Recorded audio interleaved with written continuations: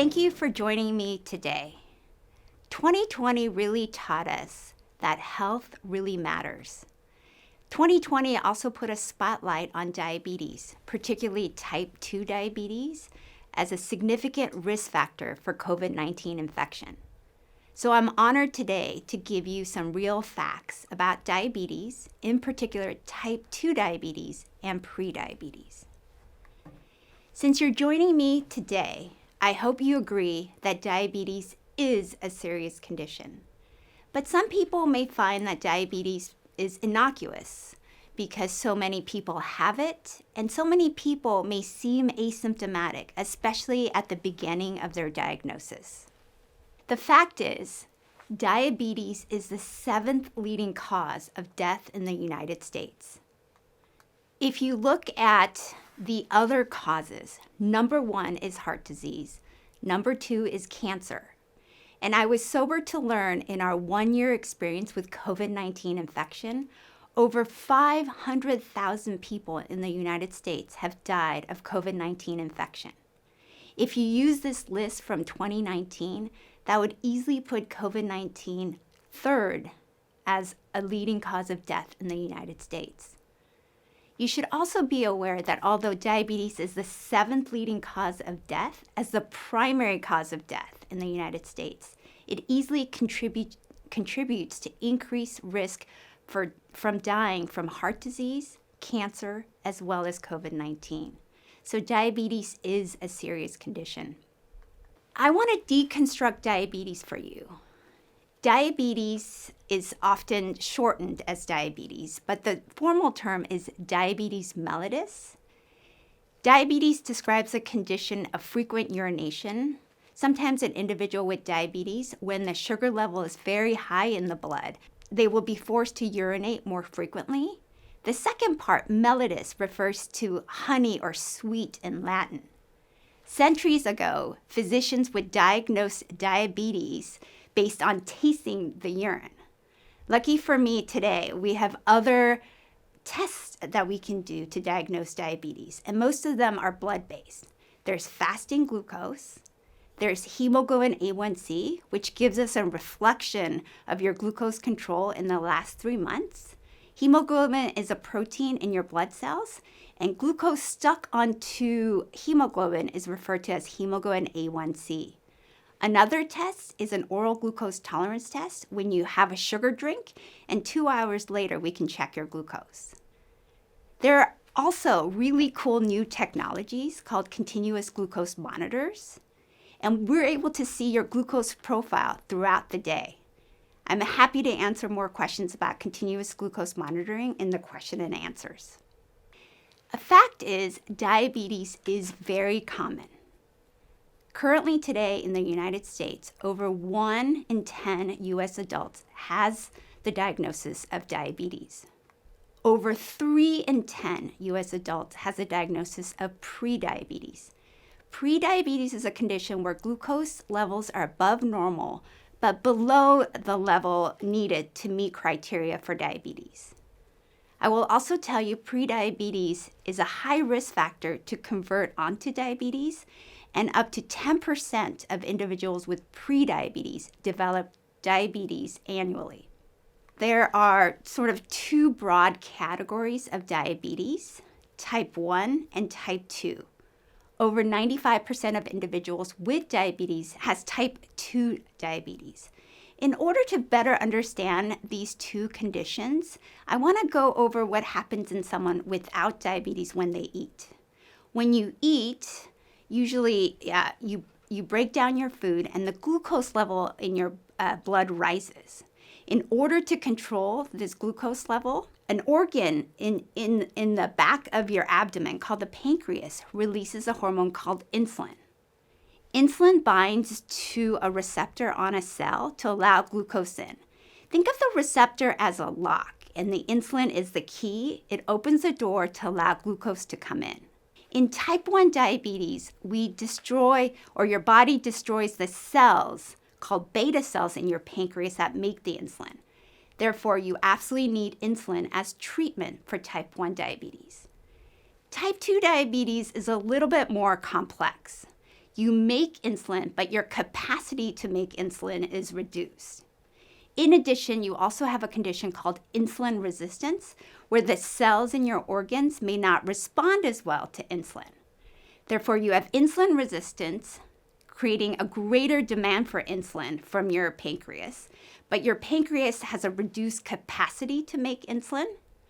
So if you can meet that demand, then your glucose is controlled. But if you can't meet that demand, the glucose level in your blood rises, and you may meet criteria for prediabetes and diabetes. So in type 2 diabetes, there are two defects: insulin resistance and a decreased capacity to make insulin. What are the risk factors for type 2 diabetes? There are risk factors that we can't modify, and there are risk factors we can modify. We can't modify our family history of diabetes. So in particular, first-degree relatives with diabetes, that's your genetics. And at Stanford, we're working really hard to better understand the genetic risk factors for type 2 diabetes. Also, race and ethnicity is a risk factor. In general, I should say, most non-white populations are at higher risk for diabetes, in particular type 2 diabetes.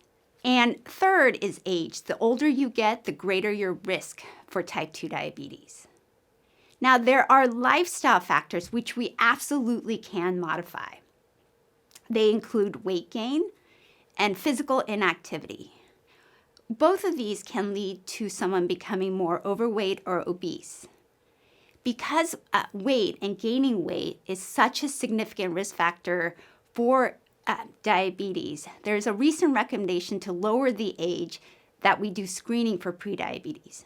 So currently, it's recommended that if you're 35 and over and you're overweight and obese, it may be a good time to screen for prediabetes. But I think, given the right number of risk factors, we should open up the screening to more individuals. Now, because I put such an emphasis on weight, it is often assumed that only obese individuals develop type 2 diabetes. That is not true. It is true that individuals with type 2 diabetes, a majority are overweight or obese, over 80%. However, I take care of individuals who are normal weight with type 2 diabetes. So more than just obese individuals can develop type 2 diabetes. The other thing you should be aware is you can not have diabetes and still be overweight or obese. So they're not synonymous with each other. The fact is, diabetes is heterogeneous. And my son said, "What does that mean?" So I like to equate that to a jar of marbles shown here. You know that they're all marbles, but the sizes are different, the colors are different. And I would like to treat each person with type 2 diabetes as an individual who may have different reasons for developing diabetes and that they may respond differently to treatments. And I think you'll see in the future that we will have more individualized therapies for people with type 2 diabetes. Now, can you cure diabetes? I put an asterisk next to fiction because I hope in the future we can cure diabetes. But remember I talked to you about two defects in type 2 diabetes? There's insulin resistance and there's decreased capacity to make insulin. With some of those lifestyle factors I talked to you about, those are the things that impact insulin resistance. For example, if you gain weight or you're overweight or obese, or you have decrease in physical activity, you may increase your level of insulin resistance. But the reverse is also true. When you lose weight or you're more active, you may become more insulin sensitive. When you become more insulin sensitive, you reduce the demand for insulin so that your pancreas can meet the demands on the level of insulin it needs. Unfortunately, at this time, we don't have a really great way to improve the capacity of your pancreas to make insulin. There are some drugs, but we don't have a lot of modalities to improve how well your pancreas functions to make insulin. But I hope in the future that we do have therapies to address this need, and I think that will truly offer a cure for diabetes. Now, if you have diabetes, should you completely avoid carbohydrates? You do hear that. Well, we often tell our patients to moderate the amount of carbohydrates, but it's really hard to completely eliminate carbohydrates. There are 3 macronutrients that you may be aware of: carbohydrates, protein, and fat. It's really hard to modify how much protein you take in without also increasing the other 2. So if you decide to do a really low carbohydrate diet, you're eating a high fat diet. And the reverse is also true. If you do a low fat diet, you're going to eat more carbohydrates.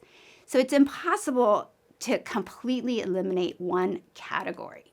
So what is the best diet? I'm sure you've lived through phases where you heard guidelines saying, eat low fat. And then now I think the pendulum swung and we may be saying, eat low carbs. So what is the best diet if you have diabetes or prediabetes? If I told you there was one absolute perfect diet, I'm sure I would get a lot of pushback. So I want to start with consensus. What do people agree on? Even people on opposite sides of the diet war will agree that you should decrease added sugar. What is that? You can easily find added sugar on a nutrition label, and you'll see that right under total carbs. For this soda here, you'll see it has 55 grams, which is more than most men and women should consume, and children. I think everyone would agree that you should decrease refined grains. And refined grains are things like white rice, white bread. There are grains that have been stripped of their nutrients. So preference for whole grains versus refined grains would be better. And these actually have been shown to be associated with risk for diabetes. And the third thing, I don't like to tell people just to avoid. One thing you should absolutely increase is intake of non-starchy vegetables. So these 3 things I think are very helpful and also associate with risk for diabetes. How are we doing as a population actually following these consensus nutrition recommendations? Unfortunately, we're not doing so well. If you look at this slide, the middle line shows people who are at recommendations for certain food recommendations.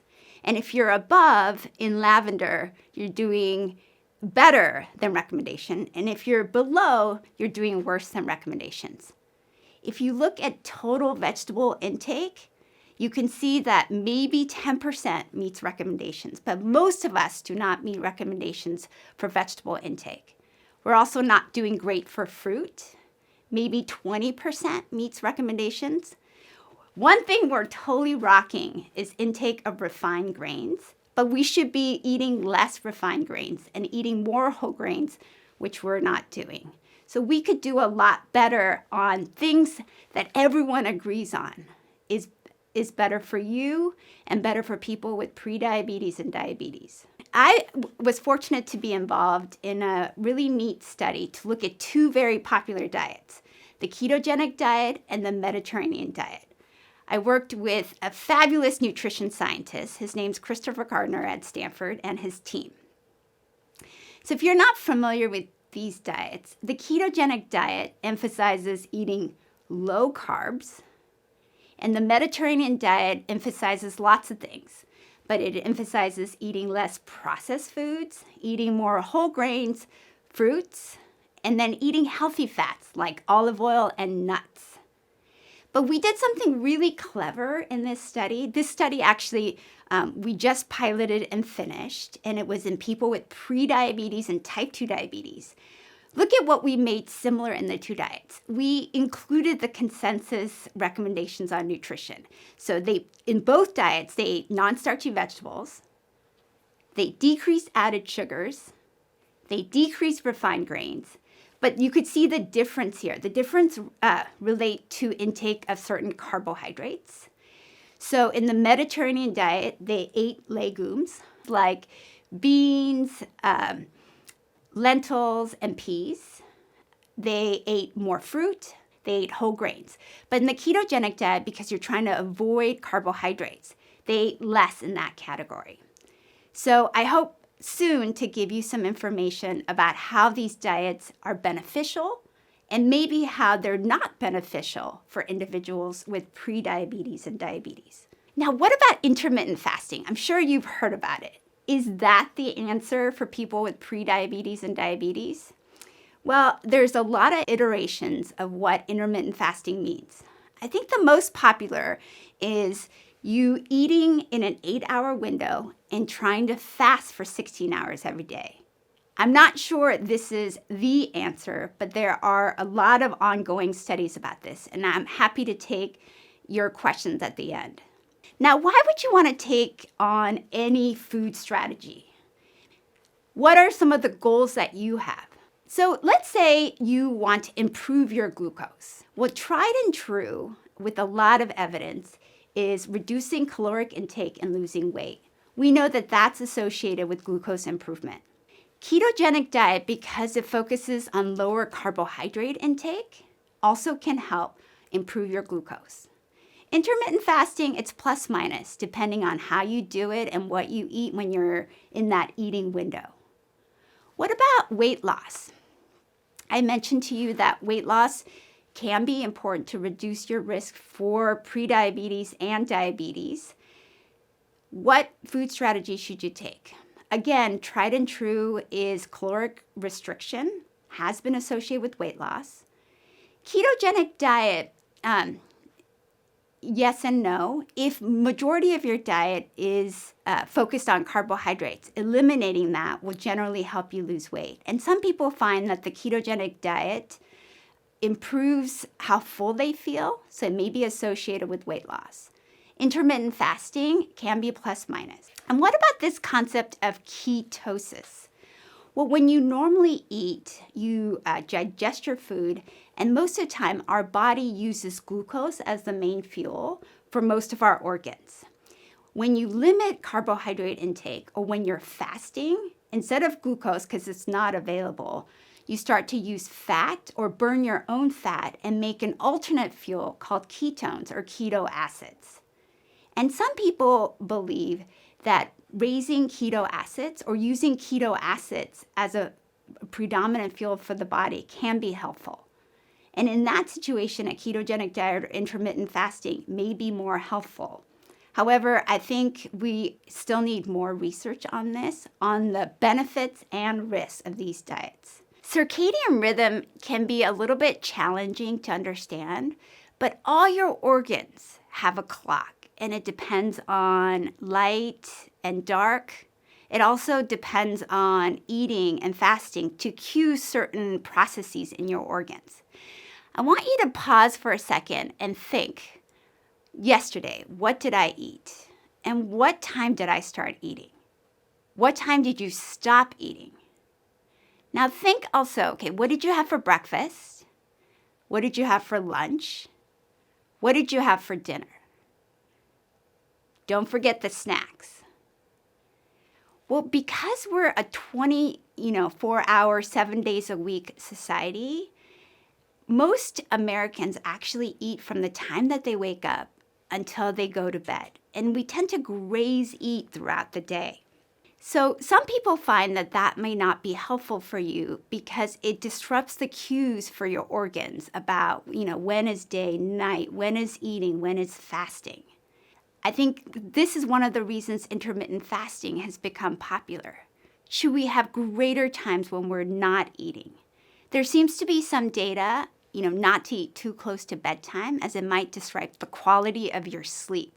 And sleep is so important. I'm happy to take questions about that at the end, but sleep is vital to restoring you and also to your risk for prediabetes and diabetes. Lastly, I have on there microbiome. I don't know if you've heard about the microbiome, but it's hot. And it refers to the bacteria that live in your gut, millions of bacteria actually. And because food is digested kind of through your digestive system and affects these microbiomes, a lot of these food choices may have an impact on the bacteria that live with us.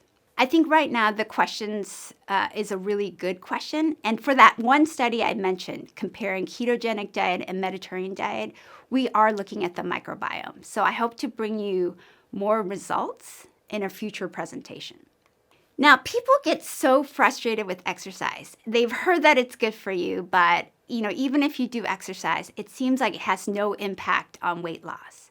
But I will tell you that exercise is beneficial and exercise can lead to weight loss, but you might need to do more exercise than you think. I think the number one thing about exercise is that we should make a habit to do exercise. For most of my patients, they're busy, they're working, they have childcare, and exercise is usually very expendable. It's the first thing that gets cut. Bad weather, it gets cut. Childcare, it gets cut. But try to make exercise a habit. Current recommendations for adults is to exercise 150 minutes a week of moderate intensity aerobic exercise. That's brisk walking, dancing, climbing stairs. You can break that down into 30 minutes, 5 days a week. If you want exercise to really help you lose weight, you're going to need to do more than that. And some people say over 250 minutes per week. But I think the number one tip I can give you is to try to make exercise a daily habit. Thank you for joining me, and I hope you agree with me that health really matters.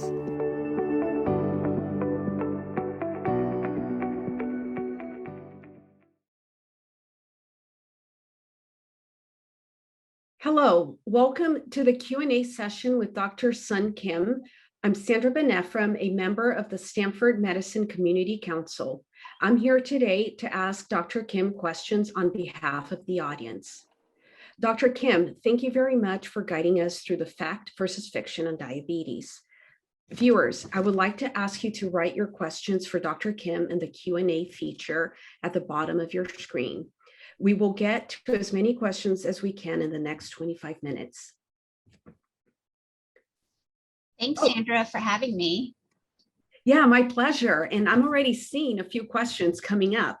That's great. Thank you very much for participating. So our first question is, are continuous glucose monitors worth investment, and do they work for all diabetics? Should a person who hasn't been diagnosed consider using one? That's a really great question. And I know a lot of people have heard a lot about continuous glucose monitors. And I think I was very enthusiastic because I love that we can bring our current state of technology into healthcare.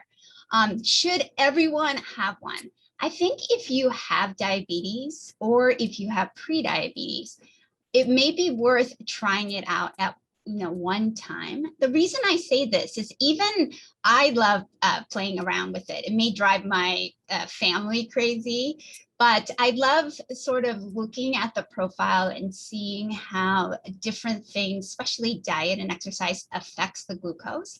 However, if you don't have prediabetes or diabetes, obviously, if you wanted the info and you could afford it, it may be worth trying one time, but you may not get kind of the information that you want because your body is very good at trying to keep glucose in a very normal range. One caveat to that is, I teach a class of students in medical school, and I often ask for a volunteer, and they're often very enthusiastic to try it. But when their glucoses are mostly normal, it gets sort of boring for them, and they often, kind of want to take it out after a couple of days, even though these devices can last anywhere from 10 to 14 days. So I hope, but they are not cheap. I wish they would get covered by insurance, like maybe a one-time, like, let's help you, let's do better education. And I'm actually hoping to have more of a educational program for people, especially at risk for diabetes or with diabetes, to at least try it out for a short period. Very, very interesting. We have another question. Can you tell me what foods will consistently affect the glucose reading, primarily to lower it? Okay, so that's also a great question because we want to know what are the things that consistently have an impact for everyone. I will tell you, it can be more individual, like some things may affect some people more than others. But if you already have diabetes, or if you're at risk for diabetes and your blood sugars are higher, there are certain foods that most likely will increase your glucose. And those are things with quick sugar. Some people call it, foods with high glycemic index. Let me give you some examples, especially drinks. sugar sweetened beverages. Like a extreme example is soda, which has, that was in my presentation, has a lot of added sugar. If you have diabetes, I will guarantee you that if you have soda, there's not going to be one person who doesn't have a spike in their glucose. That's also true with juices or any other sugar sweetened beverages. And then we get to other categories of carbohydrates, especially things like candy, certain desserts. What confuses some people is they'll say, there's no rhyme or reason to this because, I had ice cream and it didn't really seem to impact my glucose. You have to remember that sometimes if you're only checking glucose one time a day, you may miss sort of the profile. That's where the continuous glucose monitoring is helpful. But certain foods, like if they have a lot of fat or protein, especially fat and sugar, the fat will kind of slow down the absorption of glucose. So you may not see that big peak like you might with soda, but it may be a slow rise and continuous rise before it goes down. That definitely makes sense. Yeah. Another question, what's the best exercise to avoid diabetes and how do I get started with some detailed instructions other than just do it? Right. I know I can see kind of the underlying tone of that question. And I really appreciate it because I know that sometimes caregivers will just say, you know what, just do the exercise already, or it'll be in your instructions, exercise. And you want the exact step-by-step. Again, I hate to say it's individualized, but it's also, what do you enjoy doing? But I will tell you, if you want me to say, what do I need to do? What the data is for people with prediabetes to actually prevent diabetes is 150 minutes of moderate intensity exercise.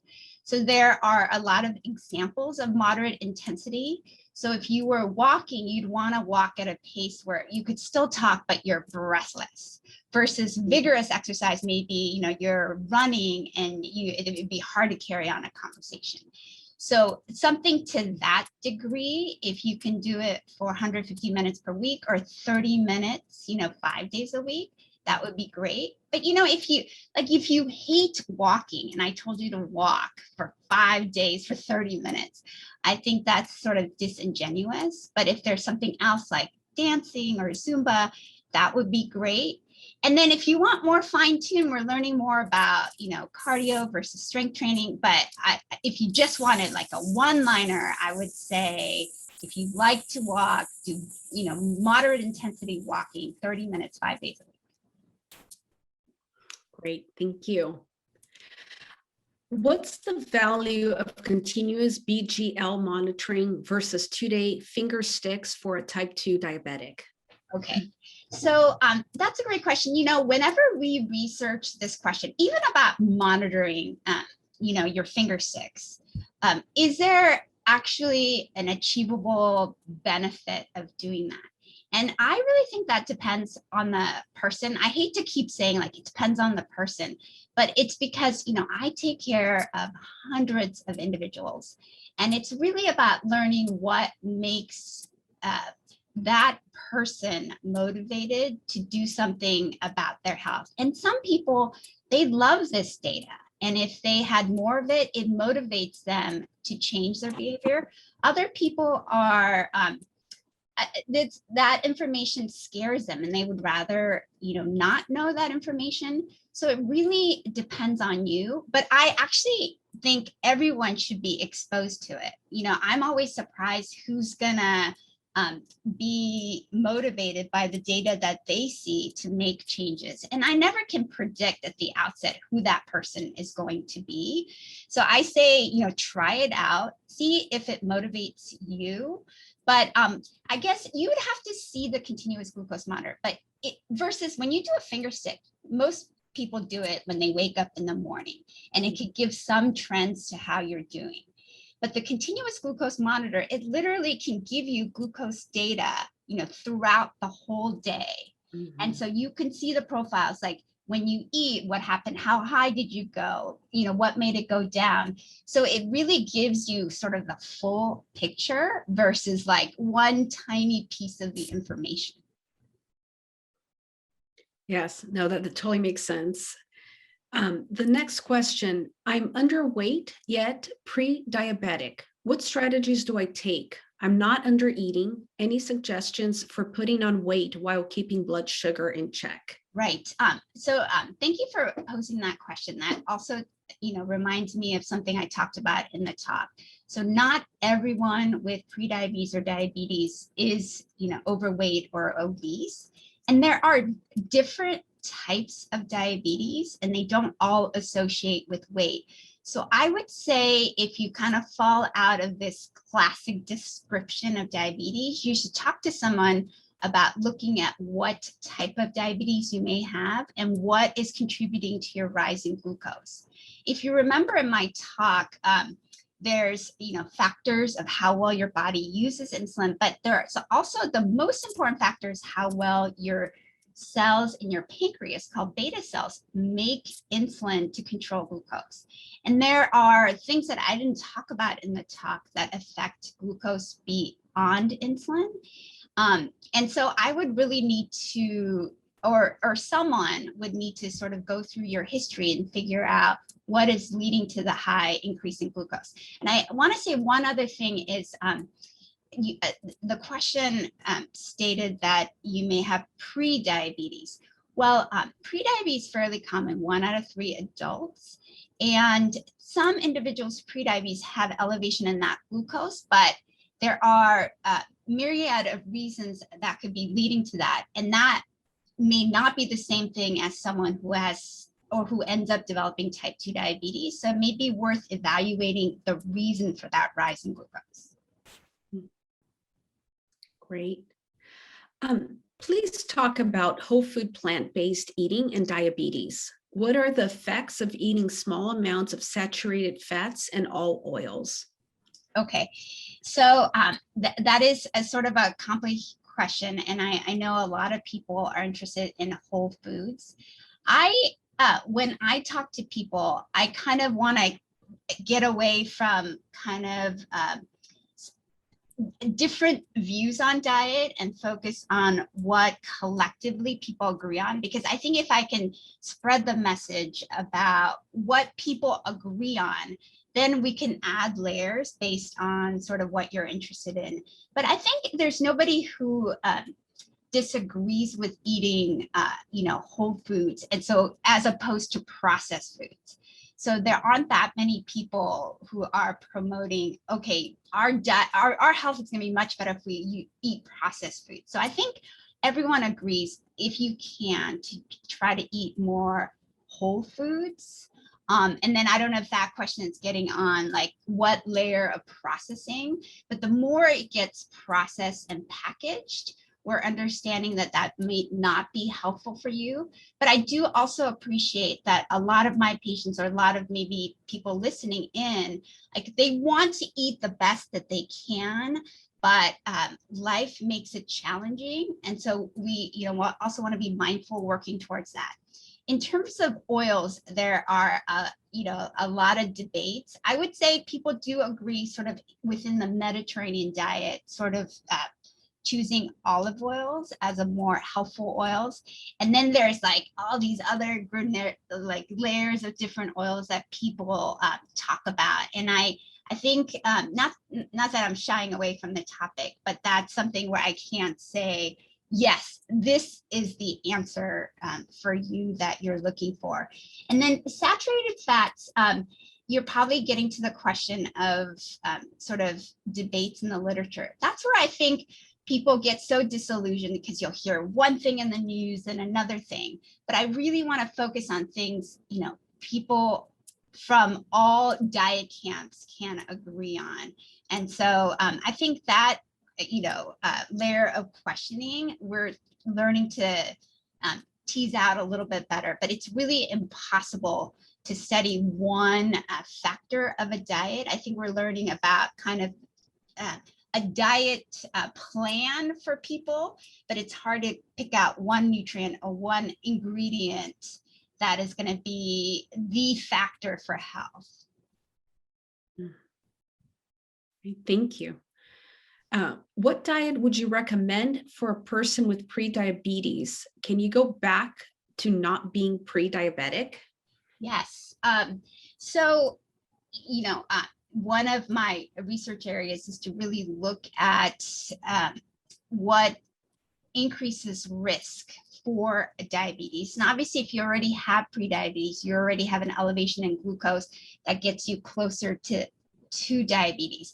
So could we prevent you from prediabetes to diabetes? And then can you also go from prediabetes to normal glucose tolerance?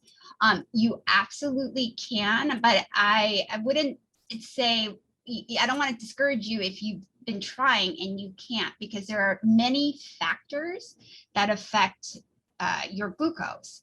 And, one major factor is your genetics, but then, there is this factor of lifestyle that you can change. So you can change that, but right now, we don't really have a way of changing your genetics, but many people can swing from these glucose categories.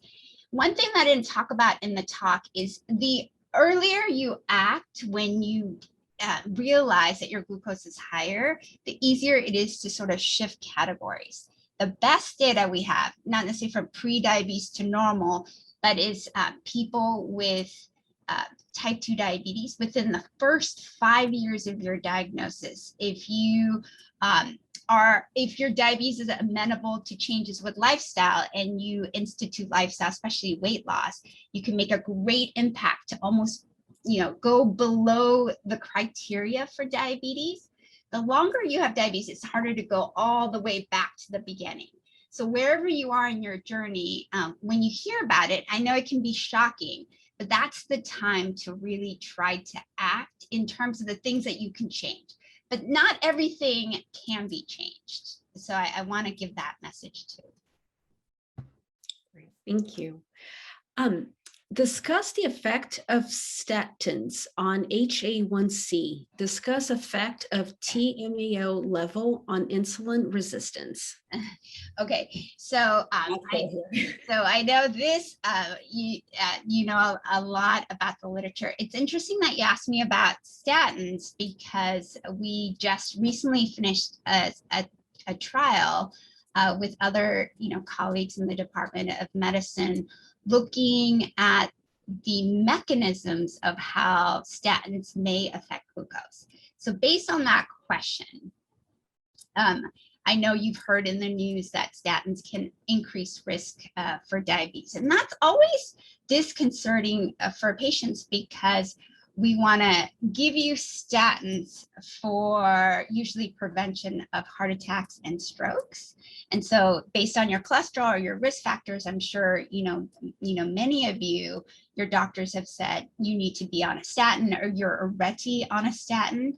And those are a very common type of cholesterol medicines. Some names that you may be familiar with are atorvastatin or rosuvastatin. They end with the term statin.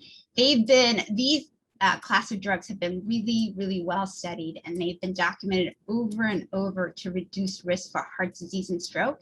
And if you've already had a heart attack or stroke, it is absolutely essential part of your medication regimen. But then if you have, pre-diabetes and you hear this is a risk factor to increase you to diabetes, well, does that make any sense? Because you want me to not have diabetes, but then you're giving me a drug that may increase it. I will tell you the risk is small, but in large studies, we have been able to see this. And it's usually in people at high risk for diabetes. So people with pre-diabetes, there's maybe a 10% increased risk. The study I mentioned, we were looking at mechanisms. It's possible that statins may slightly increase your risk for insulin resistance, but I will tell you what everyone should do when you come out with a medicine is to decide what's the benefit, what's the risk, and is this worth it for me? I think it's hard from the patient side, like how do I decide that? But I will tell you that people way smarter than me, looking at everything, and even when I look at the data, I think for people at high risk for heart attacks or stroke, or if you already have it, it is definitely worth it.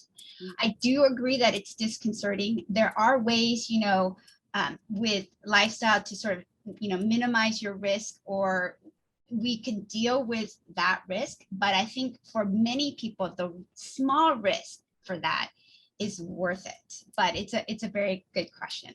And I think, Sandra, that was a very complex, layered question, because there was another thing about TMAO. That is a product, I don't know if it's also a very popular, maybe biomarker for cardiovascular disease. We don't yet know kind of ties with diabetes, but it's something that's been associated with eating maybe more animal products.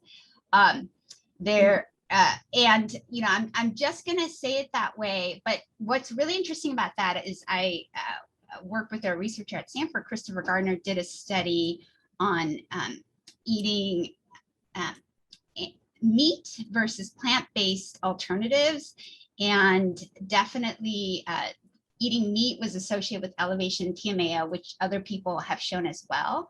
Eating a plant-based alternatives for a while may decrease that, because some of this is the TMAO may be a byproduct of your microbiome processing animal meat, but I'm sort of totally getting off the topic, but I appreciate the high level of questions coming in. Yeah, no, and we really appreciate also your thorough and clear explanations. They're definitely making sense and in a way that all of us can understand. So we really appreciate that. One more, another question. Does stevia raise blood glucose? Stevia? Yes, stevia. So I'm going to give you a sort of a roundabout answer. So many patients are have questions about sugar alternatives, because we want to be mindful of. Well, actually, I think we made it so that our focus is all on how high the glucose goes up. And so if you are driven by the taste of food, especially sweetened food, you may want to have alternatives. I think sort of the story is out on our sugar alternatives, what the effects are. I will tell you that if you, like some of my patients, it's just something about soda. They really, really like soda. So, and they cannot get away from it. And so then we encourage, diet sodas. But then, there's data on kind of downstream effects of that as well on hunger. And it's a little bit more complex for me to give you one answer. I know you want me to just say one answer, but this is really complex. And I don't think from the evidence that I have that I can confidently tell you, like, choose this alternative. But it is true that if your palate is such that you really need that, then obviously a sugar substitute in terms of blood sugar may be better, but is it better for you overall is a question that I cannot answer. Very good to know. And the next question, I'm actually very curious about this question. It's one that I also have, and this person asked it very well. In addition to measuring glucose levels, what other ways could I confirm I'm diabetic or pre-diabetic? Does my tendency or desire to eating some foods tell me something? Would this have anything to do with my mood? Okay. Yes, just all such great questions. And these are questions that, my patients ask me all the time. We define diabetes by level of glucose. So again, some people will say we're, very glucocentric, but medically, the definition of diabetes hinges on your level of glucose. So that's how we would define it. But just so you know, now we have many different measures of glucose, but most commonly on your blood test, it'll be a fasting glucose. But some people, their fasting may be okay. It's just that the glucose only rises after eating. So that might only be captured, if you do a glucose tolerance test. But obviously, with all the tech available, you can also, eat something and see, how high your glucose goes. But the formal way is fasting. On the oral glucose tolerance test, you drink 75 grams of glucose and we check at 2 hours. There's also that A1C that I was talking about that gives you a reflection of your glucose in the last 3 months. Those are ways that we diagnose diabetes. And so there aren't really other modalities. However, you can also just have a random glucose that your doctor checks and it's not fasting. And if it's above a certain level, that definitely needs to be rechecked. And that level is about 200. And then the question is about tendency to certain foods. I would say, most people find, sugar, salt, fat very appealing just in general, but some people may tend to more sugar, some people may tend to more salt. But when you have that sugar craving, I don't think that it can be predicted for you to have diabetes if that was the question. If you're a type of person that seems like, you always crave sugar. Another question I often get is people sort of have these like after meals, they feel intense, hunger for sugar. What does that mean? It really, depends on the person.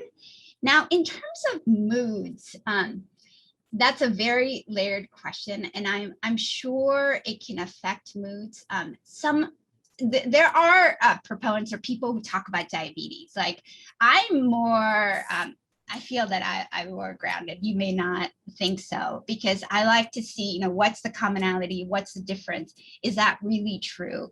But there'll be people who are very passionate about certain diets, a certain way of being. And one of these subsets of people really focus on what the insulin is doing in the body and how your focus should be on really lowering insulin, not eating sugar foods that will make your pancreas make more insulin, causing your glucose to fall, because then you have wide swings in glucose and insulin, and that will affect how you feel throughout the day. If you felt that this applies to you, it may be a great experiment to do, maybe even with the continuous glucose monitor to see, how fluctuant your glucose is throughout the day and if it affects your moods. Like it's a way for you to experiment with that. I don't think it can be truly said for kind of the whole population, but if you really felt you were sensitive, it may be worth working with a provider who can kind of look at it systematically with you just to see. I will say many of the times when we do it, it doesn't necessarily tend to correlate with our blood glucose or even what we assume is happening with the insulin. But if that works for you, I always say, hey, if it works for you, let's try, let's go with it, because at the end of the day, who cares what I say if it works for you and it's safe and it's generally healthy? Great. I know for me, when I try to decrease my sugar intake because I'm feeling like I've been overeating sugars and sweets, I'll try to make up for it. But I notice throughout the day, I do need some sweets. And my natural tendency, even when I cook, I tend to go for bell peppers and carrots and peas, things that are naturally have a sweetness to it.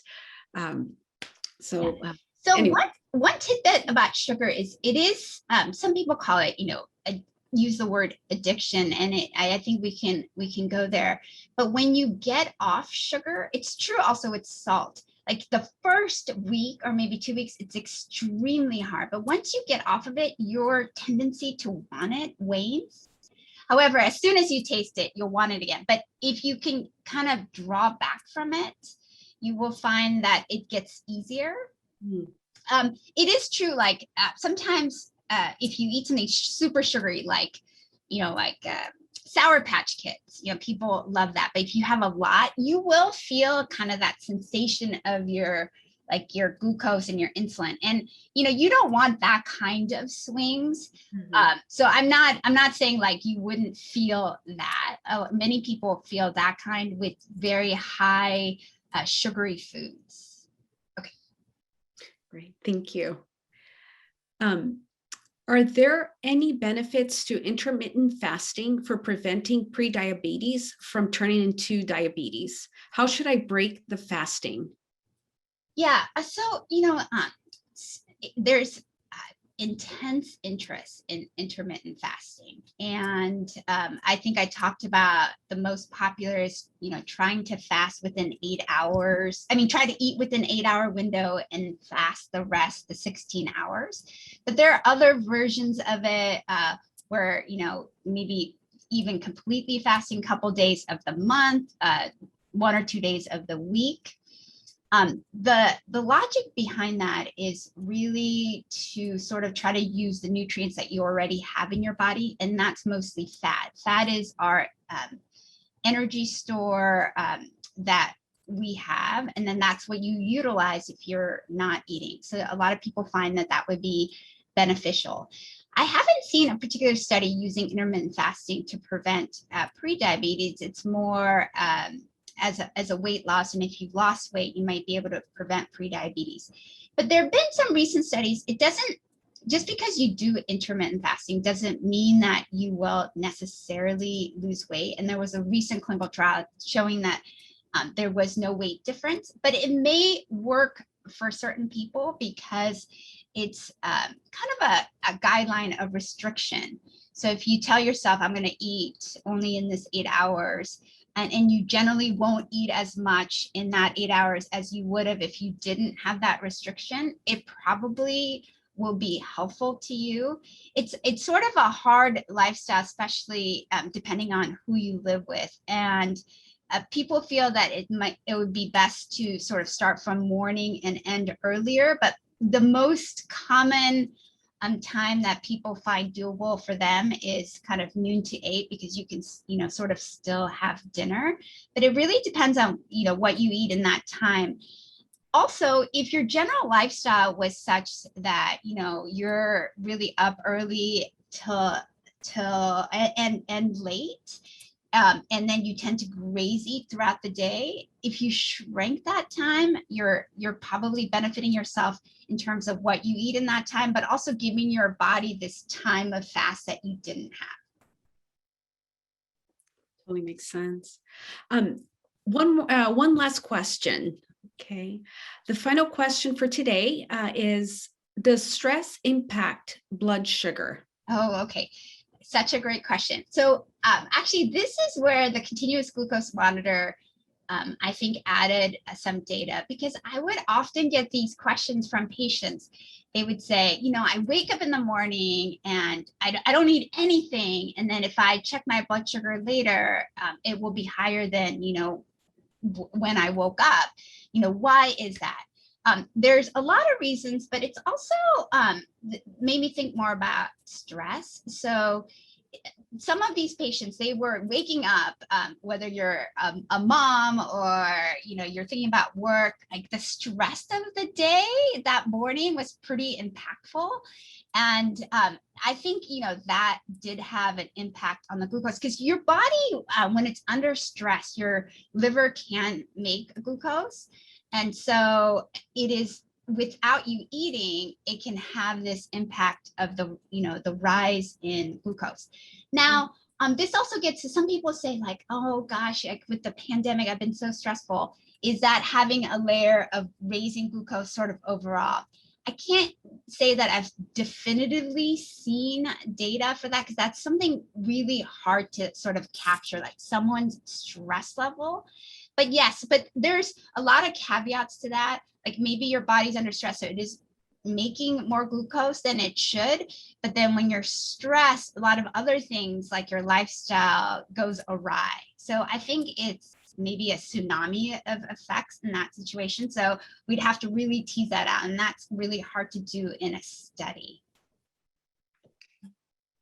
Well, thank you, Dr. Kim, for answering all these amazing questions that came in today from our audience. Really, thank you for taking the time. Thank you for the great discussion on how we can most effectively prevent and even reverse diabetes. Thank you again for joining us, and be well.